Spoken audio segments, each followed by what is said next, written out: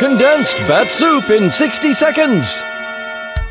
AI is here, and it can do all kinds of things.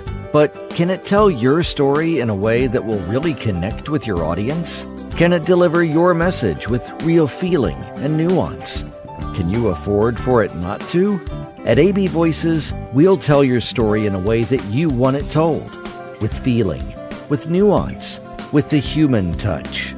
Whether you're providing education for new hires to your company or keeping people informed of your latest products while they're on hold, whatever your message, we'll be your voice. With over 35 years of experience, industry awards for excellence, and a passion for performance, we'll partner with you to tell your story. Drop an email to abvoices@gmail.com and let's get started. Your story's too good not to tell. Let's tell it together. AB Voices.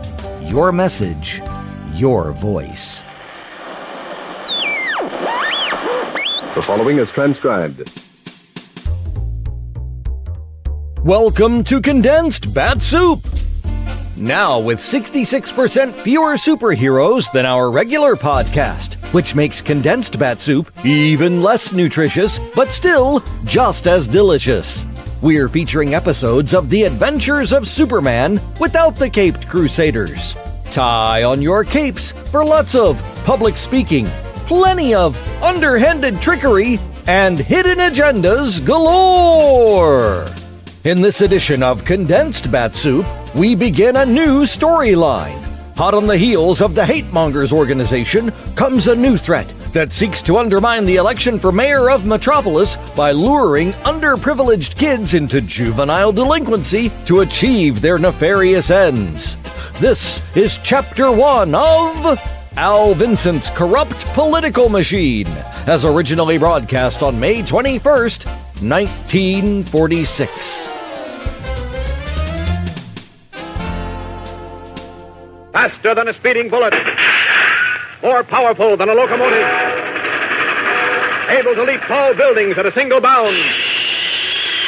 Look, up in the sky. It's a bird. It's a plane. It's Superman. Kellogg's Pep. P-E-P, Pep.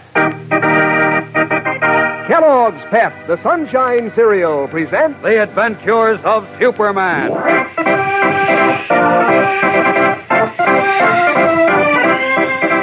Today, with a stern warning ringing in her ears not to make an appearance at the mass meeting for Henry Marshall, Lois Lane determines to carry on the Daily Planet's fight against Martin Higgins and his corrupt politicians.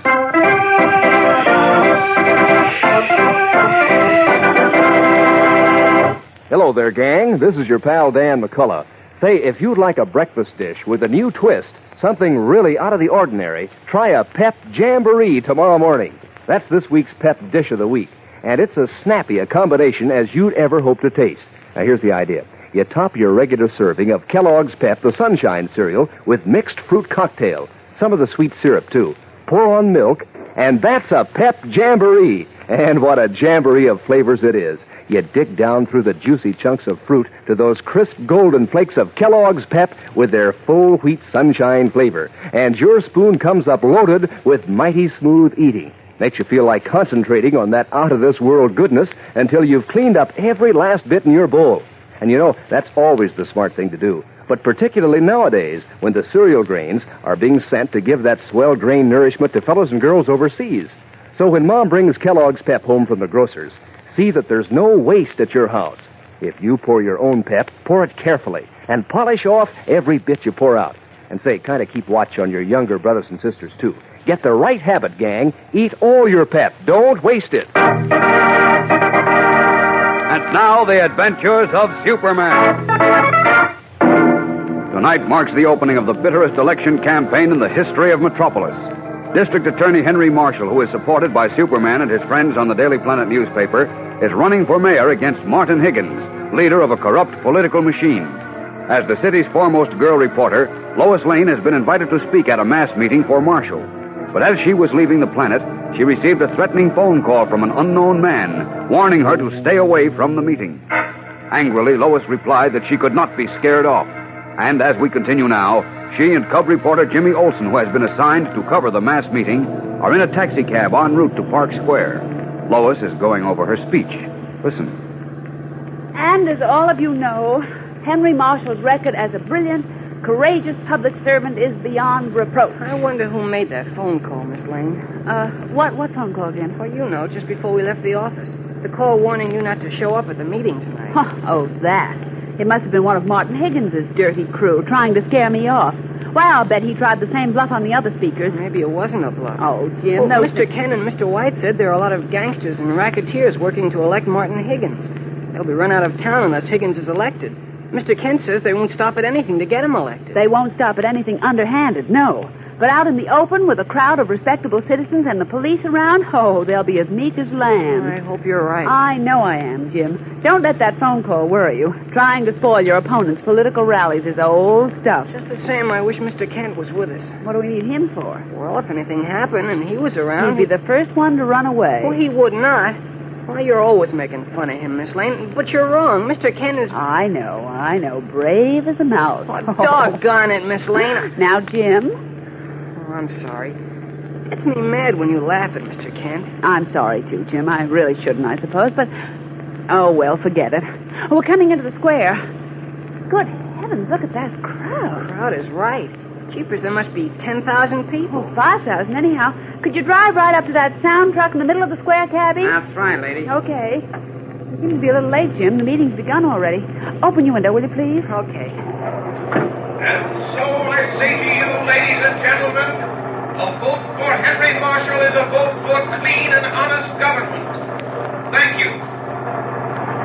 Gosh, listen to that applause. Who's the man just finished speaking? It's Mr. Prescott, Henry Marshall's campaign manager. Oh. Gee, I didn't realize there'd be so many people. I hope I don't get nervous. Oh, you won't. You're a swell speaker. Thanks. Can't get you any closer, lady. Too big a crowd. This is close enough, thanks. Let's see, 75 cents. Here you are, driver, and keep the change. Much obliged. Come on, Jim, and hurry. I think I'm scheduled to be the next speaker.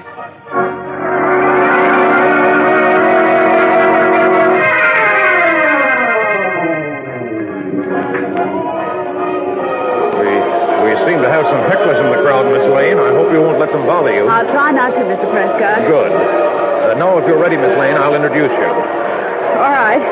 I don't think I'll ever be any more ready. I'm sure you'll do a grand job. Thanks a lot.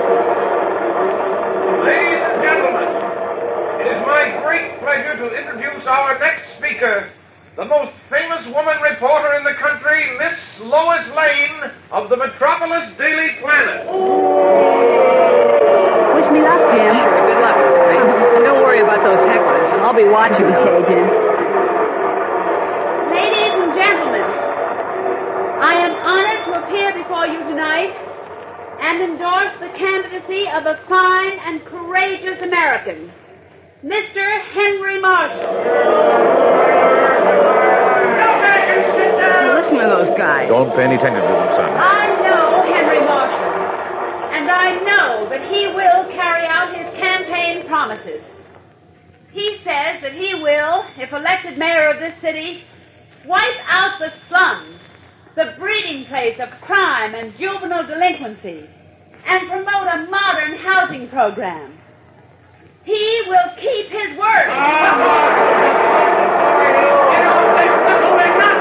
Did you hear that, Mr. Prescott? Yes, there seems to be more of those young toughs here tonight than I thought. One of our greatest problems today is Mr. Marshall proposes to deal with it by providing good housing, more schools and playgrounds, and other recreational facilities for our young people. His opponent, on the other hand, Mr. Martin Higgins, says that there's nothing wrong with the slums. And the reason he says it is because the wealthy and greedy owners of Metropolis slum property are supporting his campaign. That's the lie. Higgins is okay. That's the lie. Hooray for Just one moment, please. Now we've heard enough from you. Hey, look. A bunch of the guys are pushing toward the sound truck. Yes. Officer! You can't scare me. I know that I speak for the great majority of honest citizens here tonight when I denounce Martin Higgins and his vicious political machine. Shut up and sit down. Come on, get it, guys. Stay back. Come here, Miss Lane. Miss Lane, come here. Jim, look out. They're trying to push the truck over, Jim. Officer! Jim,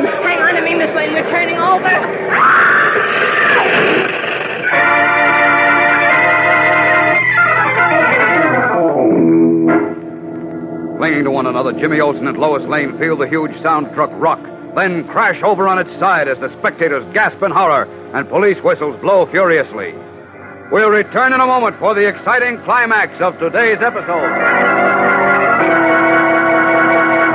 Say, gang, did you know Kellogg's Pep is a wizard at magic? Yes, sir. Pep the Sunshine cereal has a magic touch that can transform breakfast into a sunny sort of meal, and no sleight of hand needed.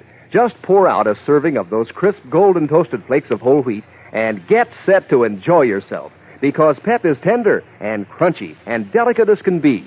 Pep is full of sparkling sunshine flavor, a come-on flavor that keeps your spoon coming right back for more.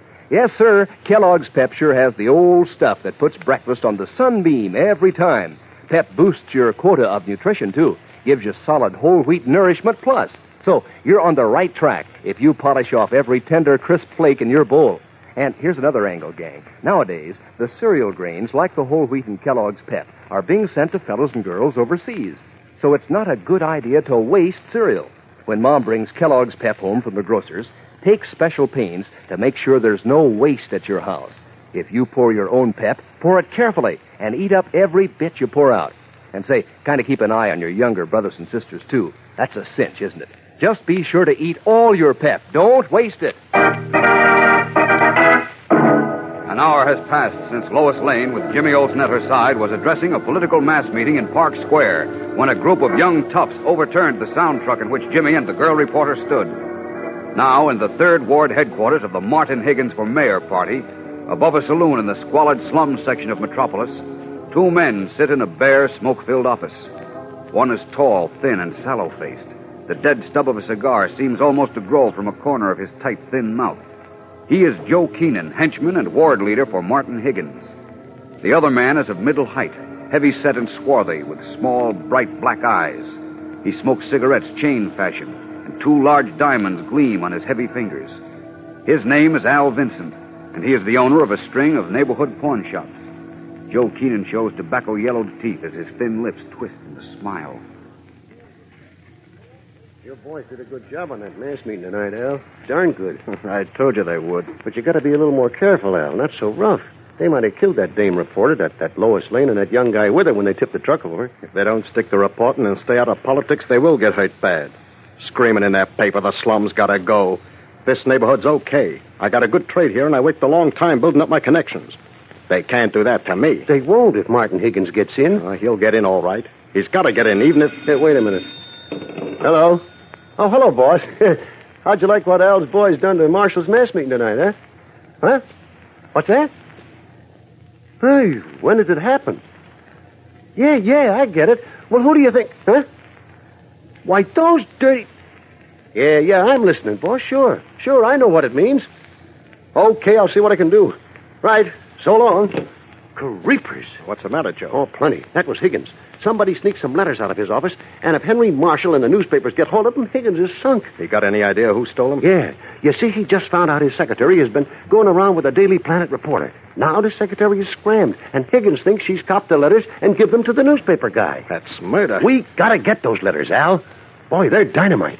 If the Planet's got them, Higgins not only won't be the next mayor, but he might be wearing a striped suit and a number. That'll ruin my business, but good. Yeah, well, what about me? I'm tied in on a dozen deals with Higgins. We gotta get those letters back. Yeah, sure, but how? There must be a way. Let me think a minute. Yeah. I got a lot of smart characters working for me. Kids I trained myself. Kids? This ain't no job for kids. This is big stuff. The Planet's one of the top papers in the country. Well, what are we going to do, Hal? Shut up and let me think. Yeah, maybe it'll work. What? Something I just thought of. One of my kids. Will you stop talking about kids? I'm telling you. Will you pipe down and listen? I got an idea, and it just might work. Now listen, and don't pop off till I get through. If the Planet's got them, His voice dropping, the swarthy Al Vincent, his little black eyes gleaming as brightly as the diamonds on his heavy fingers, reveals a plan to recover the Higgins letters from the Daily Planet. What is his plan, and what will happen? Gang, we're beginning one of our most exciting Superman stories. One in which the Man of Steel and his friends battle ruthless, dishonest politicians for the control of Metropolis. You won't want to miss a single episode of this story. So be sure to tune in tomorrow and every day, Monday through Friday. Same time, same station. And remember, for breakfast, it's Kellogg's Pep. For excitement, the adventures of Superman.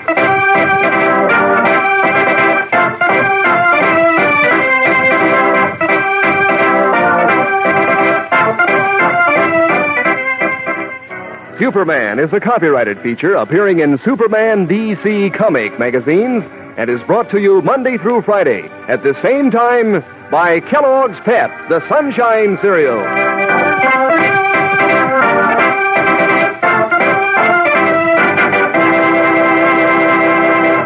Say, if your dog is a softie, here's a little trick you can try to help give him lots of muscle. Mix Kellogg's Grow Pup dog food in with his scraps of meat and fat. See if it doesn't make his eyes brighter, his coat glossy. See if it doesn't give him lots of oof, so that pretty soon he'll be able to take it to scramble right along with the gang. Lots of champs feed on Grow Pup, you know. So let your dog have his pick of Grow Pup ribbon, Grow Pup meal, or Grow Pup pellets. Just so's mother remembers, write Kellogg's Grow Pup on her marketing list right now. And be sure to be with us tomorrow for the thrilling adventures of Superman. This is the Mutual Broadcasting System. And now, faster than a speeding bullet, Condensed Bat-Supe proudly presents the second chapter of Al Vincent's Corrupt Political Machine, which was originally broadcast on May 22nd, 1946. Faster than a speeding bullet. More powerful than a locomotive. Able to leap tall buildings at a single bound. Look, up in the sky. It's a bird. It's a plane. It's Superman. Kellogg's Pep. P-E-P, Pep. Kellogg's Pep, the Sunshine Cereal, presents The Adventures of Superman.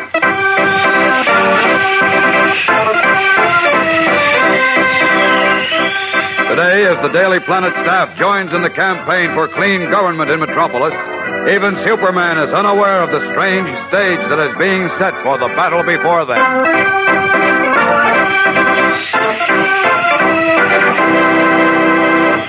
Say, gang, if you're hep to Kellogg's Pep, most likely you're hep to eating a hearty breakfast.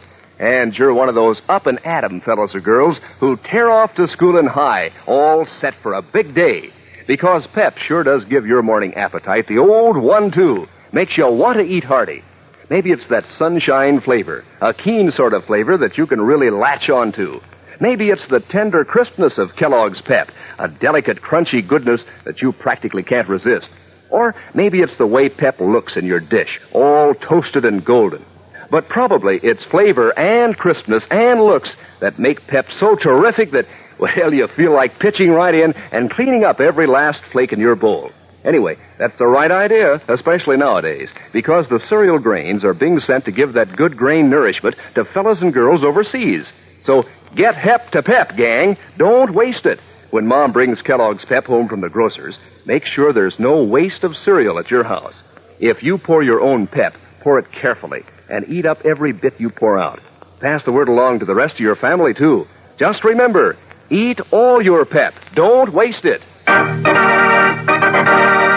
now, the adventures of Superman. While Lois Lane was speaking at a mass meeting for Henry Marshall, the Daily Planet's candidate for mayor of Metropolis, a group of young toughs overturned the sound truck from which the girl reporter was addressing the crowd.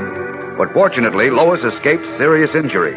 The young toughs, a group of misguided juvenile delinquents, had acted on orders from Al Vincent, a crooked pawnbroker and henchman of Martin Higgins, the rival candidate for mayor. But that night, Vincent received alarming news. And as we continue the next morning, the swarthy, middle-aged pawnbroker is standing behind the counter of his shop in the squalid slum district of the city as a young girl named Mary Hennig, known also as Chickie, enters. Wearing slacks and sweater, she leans indolently against a counter as she speaks to Vincent. Listen. You said you wanted to see me, Al. Yeah. What took you so long? Well, the old lady was crabbing as usual. What's on your mind, Al? I got a job for you. That's swell. $20 you gave me for them tires we swiped is all gone. I could use some more cabbage. There'll be a lot more than $20 for you in this deal. Yeah? How much? A C-note. $100? That's right. Creepers. $100. What do you want me to do, Al? First, I want you to get a job. A what? A job. Me take a job? A regular working job? Huh. Nothing doing. I guess I had you figured wrong, Chickie. I had you down for a smart kid. But if you're turning down a chance for any easy... Now, wait a minute. What's the pitch for this C-note? What kind of a job do I have to get, and what for? What's the difference? You just said... Never mind what I just said. What do I do for the $100? First thing, like I said, you got to get a job. Any kind of a job, running errands and stuff like that. Yeah? But you got to go to work for the Daily Planet newspaper. Okay, then what? You ain't giving me a C-note just for going to work on a newspaper. What's the angle? Once you get the job, I want you to keep your eyes open and do a little snooping. In case the joint good. What for? Anything special? Yeah, some letters. Letters? That's right. Letters written to Marty Higgins, which if we don't get 'em back, will lick Marty's chances of ever getting elected mayor, or anything. Holy smokes. Now, look, these letters was written to Marty by some big-shot racketeers he was doing business with. They were stolen from Higgins, and he's got a pretty good idea the planet's got 'em. Now, if they print 'em and then turn 'em over to the DA, Higgins is a dead pigeon, see? Yeah, I see. Without Higgins for protection, your chances for making big dough easy ain't worth a nickel, huh? That includes you, too, Chickie, and the rest of your bunch. That's why we gotta get them letters. Mm-hmm.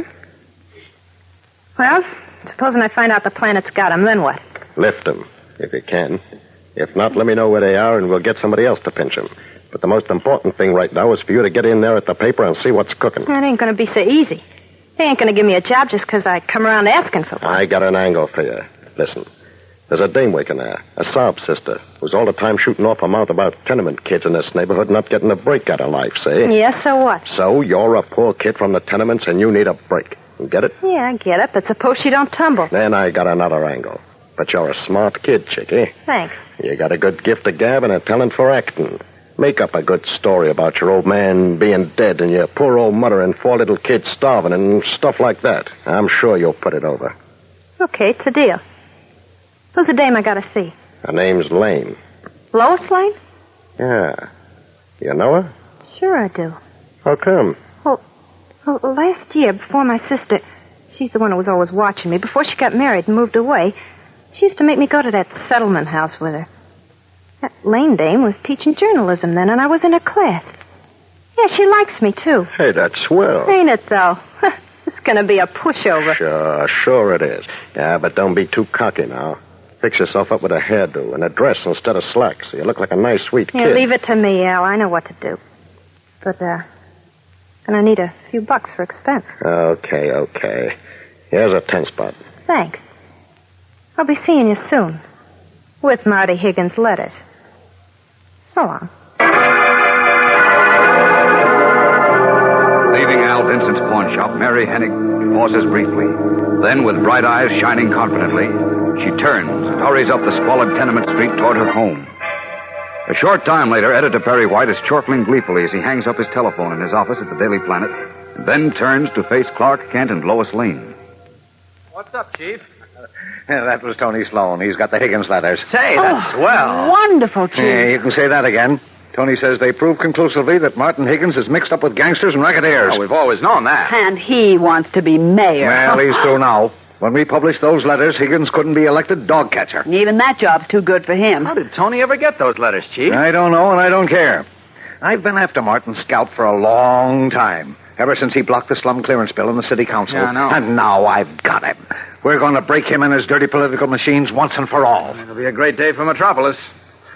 Incidentally, you'll be revenged for that sprained ankle you got last night, Lois. And Jim for his black eye. I don't want revenge. I just want to see the slums torn down and replaced with decent housing. Why, since I've been giving that journalism class at the settlement house, I've had a chance to really see what the slums are like. And believe you me, when you see what few opportunities those kids have down there, well, you know one reason why we have so much juvenile delinquency. You're not kidding. Well, put that in the Sunday feature story, Lois. When Henry Marshall is elected mayor, you'll see those slums disappear. Oh, how I've waited for this day. When's Tony bringing in the letters, Chief? He said he'll be down pretty soon. Oh. Now, when he comes in, Kent, I want you to... Pardon me. Well, what is it, Beanie? Well, there's a slick chick here to see Miss Lane. A what? A slick chick. A dream thief. You know, whistle bait. Oh, Beanie. What in thunder are you talking about? Honestly. I think Beanie's trying to say that an attractive young lady is calling on Lois, Chief. See, that's right, Mr. Kent. Only she ain't exactly a young lady. Oh? She's just a kid. She give you her name, Beanie? Yes, ma'am, it's Mary. Mary Hennig. Mary Hennig. She says you know her because she was in your journalism class at the settlement, Miss Lane. Mary Hennig at the... Oh, yes, of course. Now I remember. Why, she's a darling girl and very bright, too. Oh, boy. All this heaven. Get out up here, you moony young calf, before I... Yeah. Excuse me just a minute, Chief, till I see what Mary wants. Come on, Beanie. Yes, ma'am. Now, make it snappy. We've got work to do, you know. I know, Chief, but I can't just refuse to see this poor, underprivileged child. She may need help. Unaware of the girl's real purpose, Lois Lane hurries out to greet Mary Hennig, otherwise known to her Confederates as Chickie. Will the young girl hoodlum's mission be successful? We'll know in just a moment, so stand by. Say, how about giving breakfast a build-up at your house tomorrow morning? How about trying this week's Pep Dish of the Week, a Pep Jamboree? Boy, it's as snappy a dish as you'd ever hope to see, and as nifty a treat as you'd ever hope to taste. It's easy to fix, too. You just pour your regular serving of Kellogg's Pep, the Sunshine cereal, in your bowl as usual. Then top with a layer of that gay mixture, fruit cocktail. Pour on some of the sweet juice, too. Add milk, and you have a Pep Jamboree. Yes, sir, and will you have a jamboree of fun with that dish? Why, those crisp, tender flakes of Kellogg's Pep really do things for the fruit. That smooth sunshine flavor tickles your taste like anything. Why, Kellogg's Pep tastes so terrific, before you know it, you've polished off every bit in your bowl. And a good thing that is, especially nowadays when the cereal grains are being sent to fellows and girls overseas. So, gang, when Mom brings Kellogg's Pep home from the grocer's, make sure there's no waste at your house. If you pour your own Pep, pour it carefully and eat up every bit you pour out. And say, kind of keep an eye on your younger brothers and sisters, too. Remember, eat all your Pep. Don't waste it. In her office, Lois Lane listens intently as Mary Hennig, alias Chickie, a hardened young hoodlum, plays the part of a sweet young lady in an effort to enlist the girl reporter's sympathies. Of course, I know I haven't the right to bother you with my troubles, Miss Lane. Oh, but it's no bother, Mary. Well, like I said, you've always been sort of my ideal. Oh. Well, you're just wonderful. And I wanted to be a reporter exactly like you. But now with my father dead and Mom tied up with 5 younger children to take care of, well, I've just got to quit school and get a job to help take care of them. Yes, I understand how you feel, you poor child, and I admire you very much for it. But look, Mary, couldn't you continue going to school and work, well, maybe after hours and Saturdays? Oh, sure I could, Miss Lane, but I couldn't make enough that way. I see. I've got to make at least $15 a week to get along. What's the use of talking? I tried, and I know I can't get that much for just after school work, so... Well, that's that. But it was real sweet of you to listen, Miss Lane. Oh, not at all, Mary. I just wanted you to know how I like you and how I wanted to grow up to be just...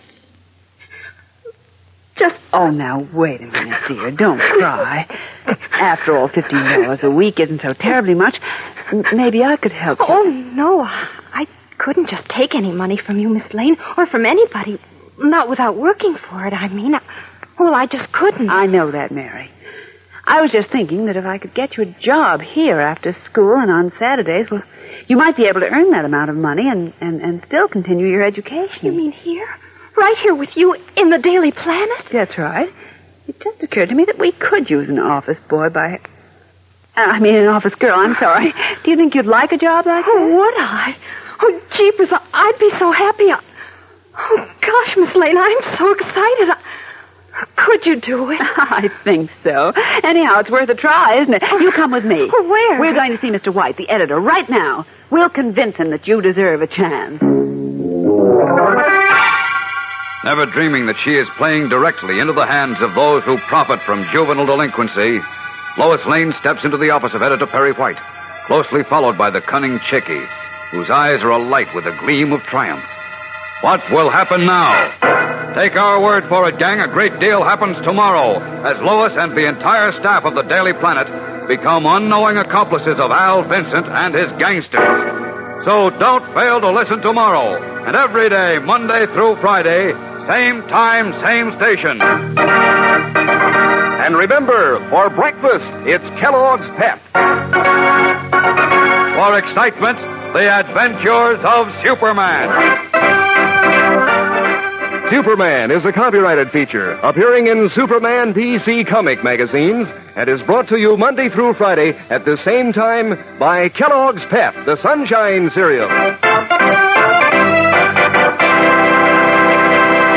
You know, gang, a dog likes having his own feeding dish and his own bed. And I bet you he likes his own food, too, instead of yours. If you give him Kellogg's Grow Pup dog food. Grow Pup has a grand, meaty flavor dogs go for. And it helps keep him husky, too. Helps give him strong bones and teeth and muscles. There are 3 different kinds of Grow Pup. All of them wonderful for your dog. There's Grow Pup Ribbon, Grow Pup Meal, and Grow Pup Pellets. Ask Mother to get Kellogg's Grow Pup today. See if your dog doesn't go for it right off the bat. And be sure to be with us tomorrow for the thrilling adventures of Superman. This is the Mutual Broadcasting System. It's time for a Condensed Bat-Supe Extra Helping, because some heroes go door to door. January is National Blood Donor Month. So to celebrate, we'll be tagging along to collect donations to the American Red Cross with none other than Wistful Vista's very own Fibber McGee and Molly in an episode titled Collecting for the Red Cross, which was originally broadcast on February 27th, 1945. The Johnson Wax Program with Fibber McGee and Molly.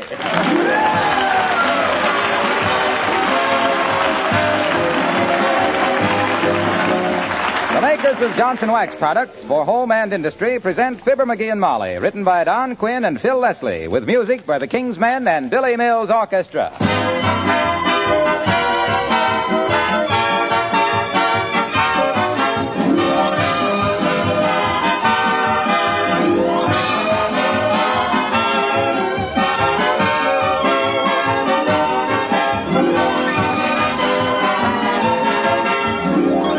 You know that old expression, beauty is but skin deep? Well, like many of our proverbs, it's both true and untrue. Great beauty, whether it's in a person, a rose, or a chair, comes from deep inside as an expression of character and inner quality. But you'd be surprised how much beauty you can add to many things and how much quality you can bring out by giving them a skin-deep polish with Johnson's Wax. Try it for yourself. Take a room that hasn't been waxed at all. And then Johnson waxed the floors, furniture and woodwork, the windowsills, Venetian blinds, picture frames, parchment lampshades, and ornaments. I think you'll be astonished at the difference in beauty alone. And on top of that, remember that the main purpose of wax is protection of surfaces against dirt, wear, and moisture, to make them last and to preserve their beauty. Those are the main reasons why good housekeepers everywhere have adopted the wax housekeeping method with genuine Johnson's Wax, paste, liquid, or cream.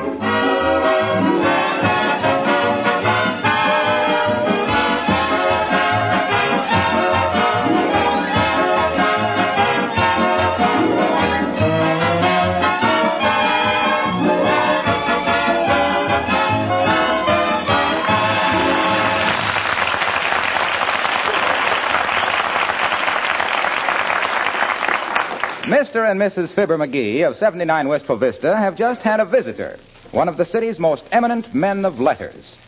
He's gone now, and here reading the letters he left, we find Fibber McGee and Molly. What's the mail, Molly? Well, here's the notice from the gas company, the final one.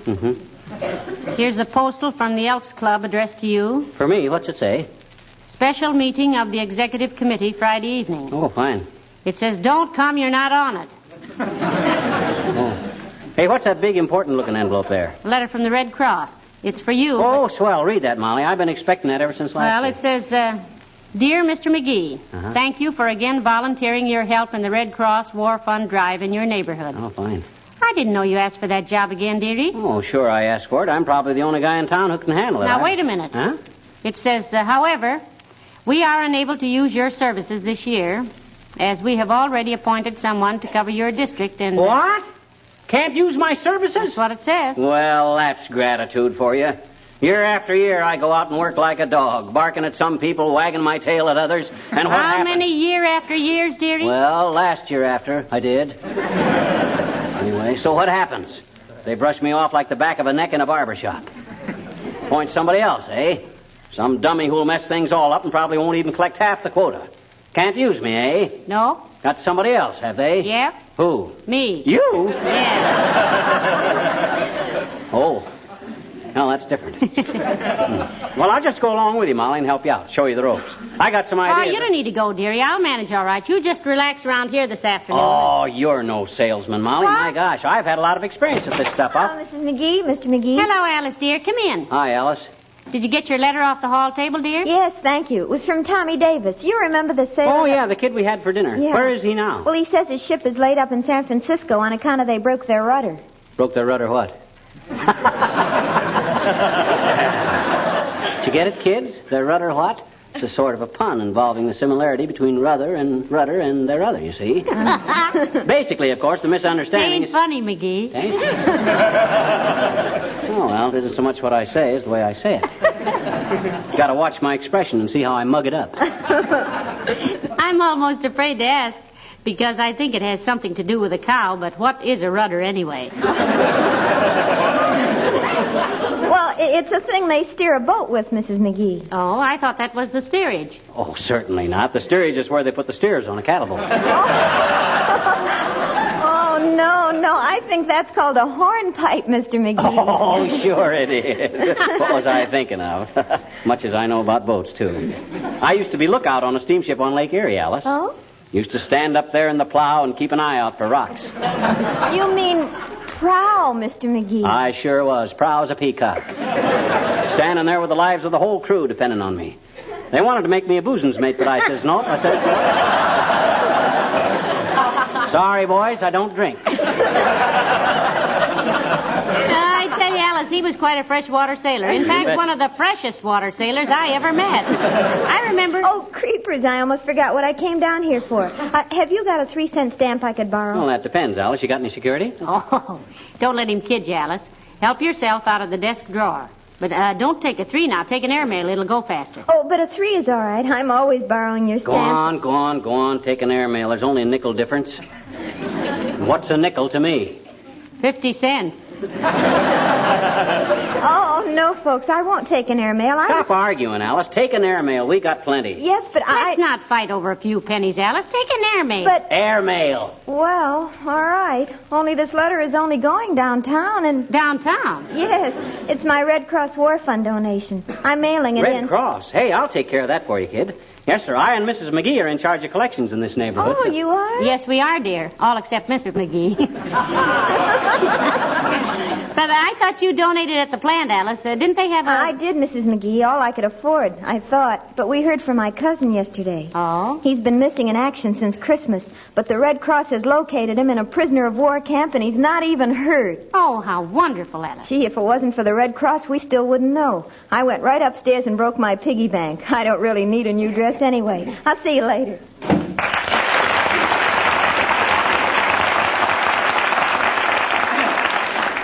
Well, I better get my blanks together and the stickers for the windows and get started collecting. Well, I'm ready anytime, baby. And if you're still in doubt about needing me along, that ought to answer your question. I just nabbed your first customer for you without even getting out of my chair. Oh, dear. Besides, I got a little angle that I want to... Come in. Hello, Molly. Hello, tiresome. Oh. Come in, Dr. Gamble. Yeah, sit down, tonsil tester. You out on an errand of mercy? Staying away from some poor guy so he can get well? I'm just getting ready to start on my Red Cross drive, McGee. Can't stay but a minute. Red Cross drive? Yep. You see before you, unless your bifocals need adjusting again, a duly accredited captain of the Wistful Vista Red Cross drive in charge of District number 42. Oh, well, I'm a Red Cross captain, too, Dr. Gamble. Yeah. I've got District 43 right next to yours, I guess. And don't go poking your big fat nose into our district either. Our district? Yeah. I thought Molly was in charge of it. Did you know when they appointed you, my dear, that you'd have little lock pockets here along to insult your clients for you? Well, McGee thought he ought to help me, Doctor, though frankly... You're darn right I ought to help her. And we'll collect so much more than you hickory-dickory doctor, that you'll be coming home looking like a panhandler on Tobacco Road. $5 says you don't, Noisy. $5 says we do. Register that wager, Molly. I don't mind admitting I'm on the short end of it. Why, Doctor? Well, with that sweet smile of yours to coax people with, and the colossal stug of little Herman here, you got the edge on me. My colossal what? Stug. S-T-U-G. What's that? If you'll pardon the expression, my dear, it's intestinal fortitude spelled backwards.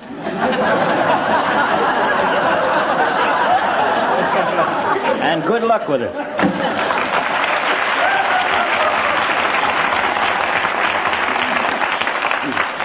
Well, McGee, I can't quite see why you're so anxious to help me collect these Red Cross donations. Well, you'll see, kiddo, you'll see. Now, look, when you ring the doorbell and ask for their donation, they'll invite us in, won't they? Occasionally, I suppose. Now, right then is when I go to work. What? That's when I give them my sales talk on the Magnifico low-freeze icebox. Available in 6, 8, and 12-foot cubic sizes. With a patent of Georgia. No, McGee, no, please, no.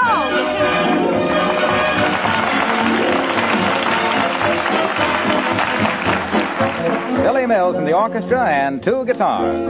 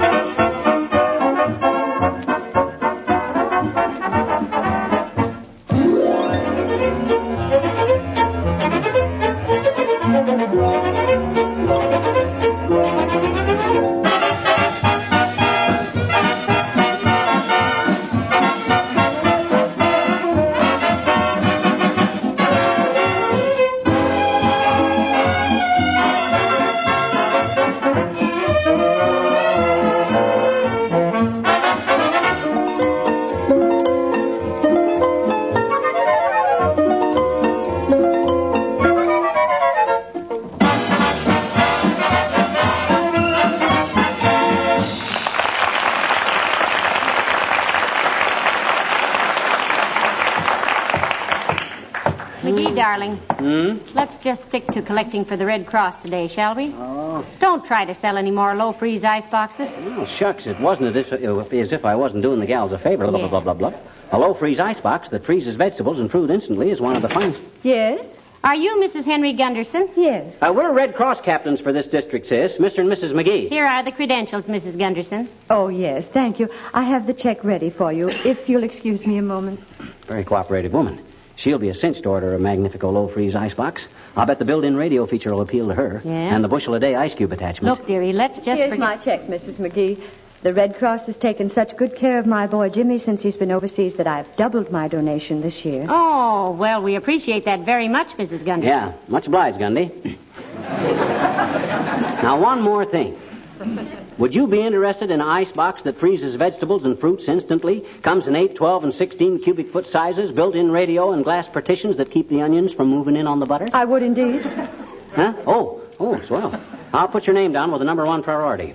Our representative will call on you. Thank you. Good day. Mrs. Gunderson, prospect number 11. McGee, what is all this? How much did she give you? The check is for $60. Wow. You only had her down for 30.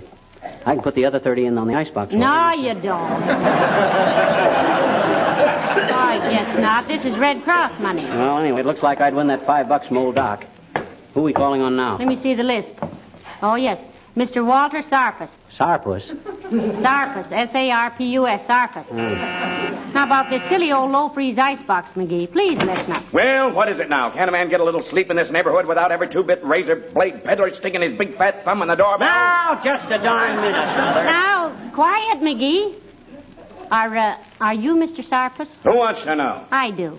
I represent the Red Cross for this district, and I'd like to save you the trouble of mailing or bringing in your donation. And who said I had any donation? Oh, going to be like that, are you, bud? Don't you realize... Lady, will you please hide your face in your handbag a minute while I pop this little pipsqueak one in the nostrils? No, I will not. I'm merely calling for your Red Cross donation, Mr. Sarpus. If you don't want to help, just say so, and you'll be perfectly within your rights. Do you have a son in the service? No, I haven't. Got a mother, Sarpus? You leave my mother out of it. Mr. Sarpus, there are several million men fighting for us who leave their mothers out of it. And the Red Cross is a mother to all of them. Come on, McGee, I guess we Wait don't a need minute. his... Suppose I donate to the Red Cross. How do I know where my dough goes? How do you know where your taxes go, Bud? Government expenditures are on file in the Library of Congress. So are the financial statements of the Red Cross. No kidding? Well, nobody ever told me that before. Here's $25, and I do begrudge it. Now I'll make it 50. Might as well begrudge a lot. Well, nasty old pup, wasn't he? Well, the poor man was sleepy. Mm-hmm. He had this $50 in his hand from the minute I said Red Cross. He just wanted to argue a little. Mm-hmm. If you hadn't been with me, I'd have fed him a handful of knuckles. Really? Had a terrible time holding my temper. When I saw how big he was. From then on, it was easy. Why didn't you try to sell him an icebox? He didn't deserve one. This is a very special kind of an icebox, and there won't be enough for everybody that wants them. When you consider it's got a built-in radio on it, tuned so fine it'll throw the tenor out of a quartet, why, it's a very... What was it, please? Mrs. Smith, I'm Mrs. McGee. Oh, yes, Mrs. McGee. The Red Cross called me, and I was expecting you to drop by. Here's my check, and I'm sorry it isn't more. That's the spirit, sis. Now, would you be interested in a low-freeze icebox that freezes... Is, this gentleman with you, Mrs. McGee? Yes, he is, Mrs. Smith. My husband, Mr. McGee. Delighted. How do you do? As I was saying, Mrs. McGee, I'm sorry we couldn't give more to the Red Cross this year. When our daughter was in the hospital and there weren't enough nurses to go around, it was a Red Cross nurse's aide who stayed day and night with her. Say, did you ever think of taking a Red Cross nurse's aide course yourself, Mrs. Smith? Well, for goodness sake, can I? Oh, sure you can, sis. I was going to take it myself, but I could never learn to read a thermometer. When you get 6 patients in a row with a temperature of 16 2/10, it scares the way out of you. You can join my class, Mrs. Smith. I'll call on you in a day or so and tell you all about it. Thank you so much. Good day. Good day. And now about that icebox, Smithy. It's got a built-in radio, an electric-eyed door control, a gadget that will freeze an... Did you see that panicky look in her face when she shut the door, Molly? She knew she wasn't going to be able to resist it. I'll put her down as a definite prospect. McGee, I do wish you'd let me get through with my Red Cross business before you start tossing ice cubes at people. Or better still, say, why don't you run down to the Elks Club and play 15 or 20 games of billiards? My gosh, 15 or 20 games of billiards. Why, that'd take all day. Yes, I know.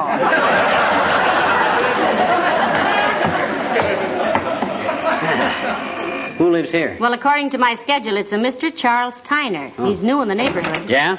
Mr. Tyner, I'm collecting for the Red Cross. Well, here's mine, $100. Good day.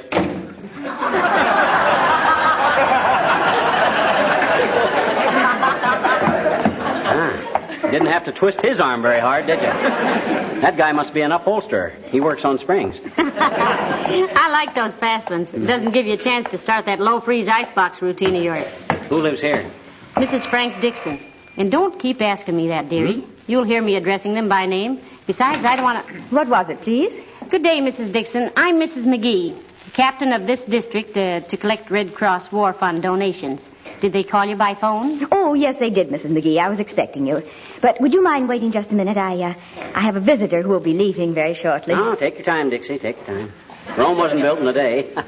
And Berlin won't be either. Thank you. I won't be but a minute, I'm sure. And as I was saying, Mrs. Dixon, in addition to making your linoleum last 6 to 10 times longer, Johnson's self-polishing glow coat saves you hours and hours of housework. Wilcox. We certainly run into him everywhere, don't we? That guy's as prevalent as an A card. Sometimes I You want say glow coat needs no rubbing or buffing, Mr. Wilcox? Nary a rub or a buff, Mrs. Dixon. Just spread it on and let it dry. And I showed you how it brings out the beauty and luster of your linoleum. Another thing, it makes spilled things so easy to wipe up. You know, there's an old saying among housewives that worn linoleum was once a hoodoo, but with glow coat it lasts as long as you do. Get a load of the old saying Waxy just made up. Quiet, dearie. He's putting on his hat. Well, thank you very much for the demonstration, Mr. Wilcox. I'm certainly sold on Johnson's glow coat. Well, everybody is who uses it, Mrs. Dixon. They say, well, hello, Molly. Hiya, pal. Hello, Mr. Wilcox. Hi, Waxy. Well, I see you people know each other. Sure. Know each other? Why, we knew him when he was just a little moppet. Not knowing that when he grew up, Moppet would be a fighting word. I'm glad we ran into you, Mr. Wilcox. How about your Red Cross War Fund donation? I'm collecting in this district. Oh, gee, I'm sorry, Molly. I sent mine in through the office this morning. Likely story, Junior. We heard that gag 100 times today. Well, I did. Look, here's my receipt. That's all right, Mr. Wilcox. Doesn't matter who gets it as long as it was for the Red Cross. Oh, that's what I thought. Well, good day, Mrs. Dixon. So long, pal. Ta-ta, Junior. Wear your prettiest pajamas tonight. We'll see you in our dreams. Well, keep your voice down, pal. I hear you in mine. So long, Molly.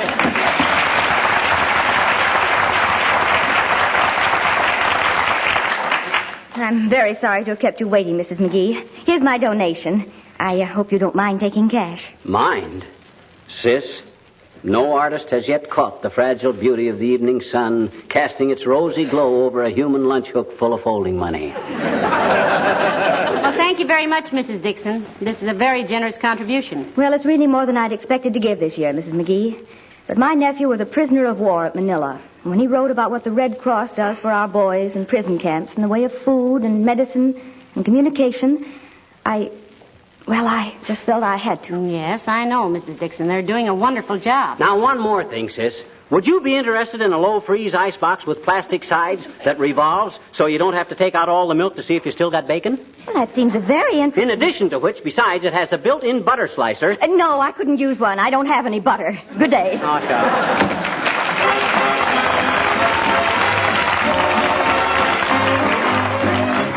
The King's Men singing the Typewriter Serenade.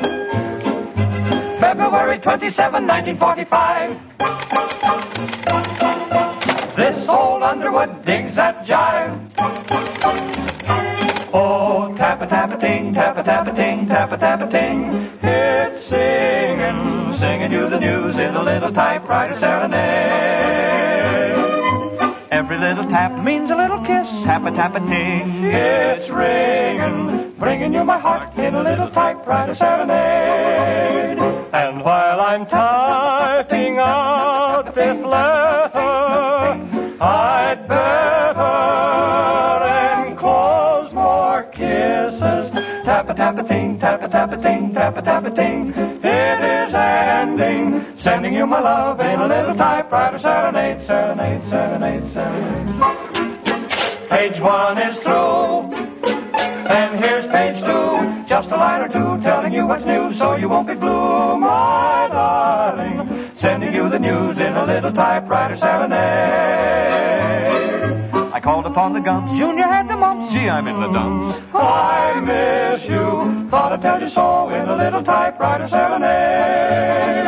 And while I'm writing you this letter, I'd better get finished with it.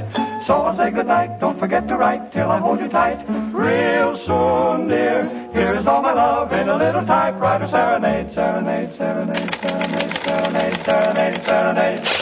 The typewriter serenade.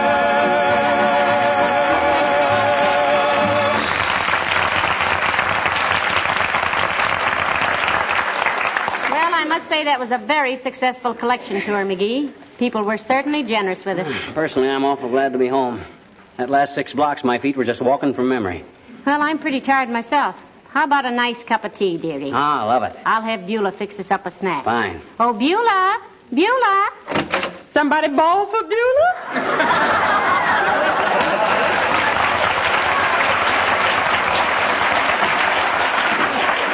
Hi, Beulah. Look, wrestle us up something to eat, will you? I'm tired and hungry. Yes, sir. I'll get you up some stuff right away, sir. You sure look tired yourself, honey child. Oh, I am, Beulah. And I've talked to so many people today, my throat feels like an abandoned gravel pit. Just make us some hot tea and sandwiches, will you, please? I sure will, ma'am. How you come out with a collection? Did folks that really take the loose brick out of the fireplace and dig out the door? Ah, they were swell, Beulah. We got our quota. Excuse me? He said we got our quota, Beulah. You mean, ma'am, you walk them pretty little legs off all day long and only come home with a quota?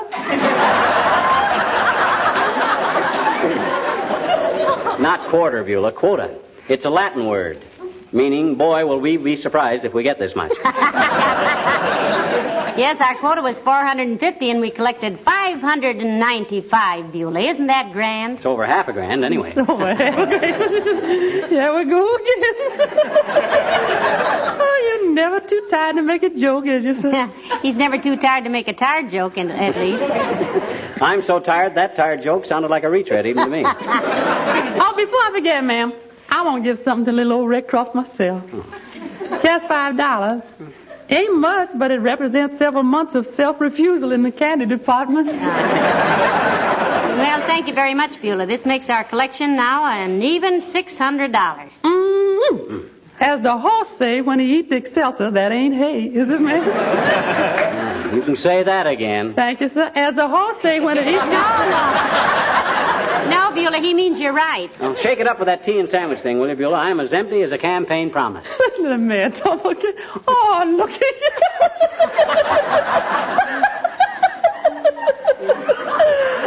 Love that tired man.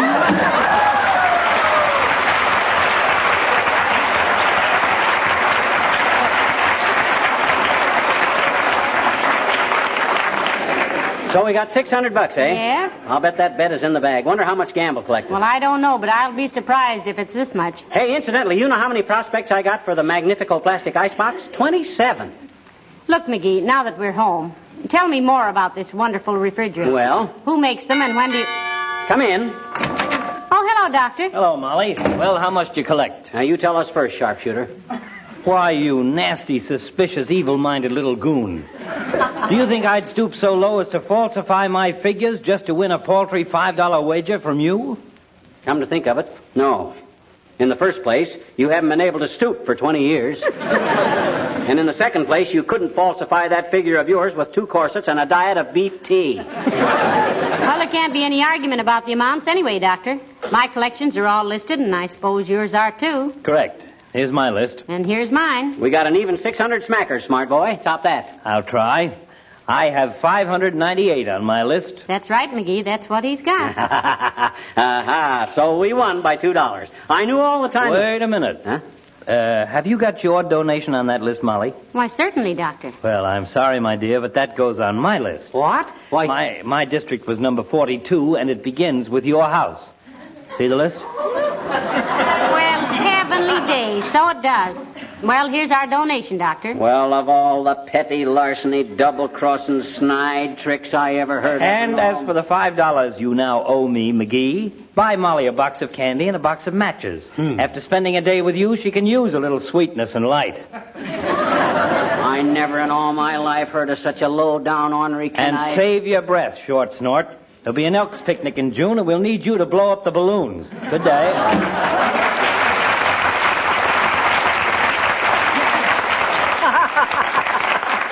What's so funny, McGee? I knew all the time our house was on his list. And I was hoping he wouldn't notice it.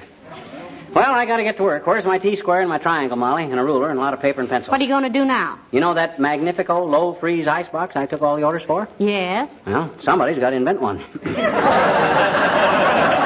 won't just happen. Now, let me see. If I put the ice trays toward the bottom so they won't drip on the milk bottles...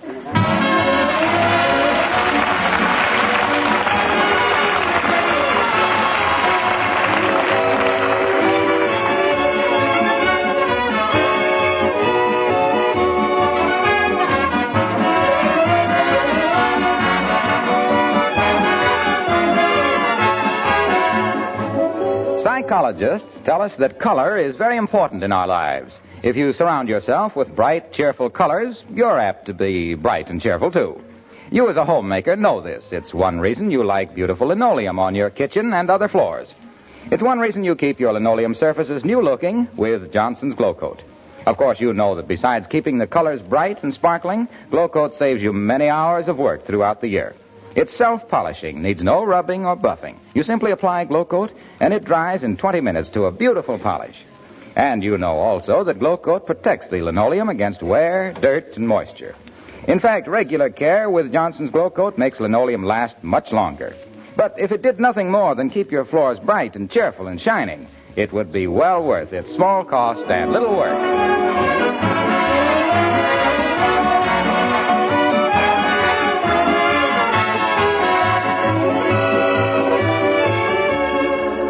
ladies and gentlemen, the collectors for the Red Cross War Fund will come to your house one of these days. So give generously to them. If we give till it hurts over here, it will help a lot of the boys who are hurt over there. Good night. Good night, all.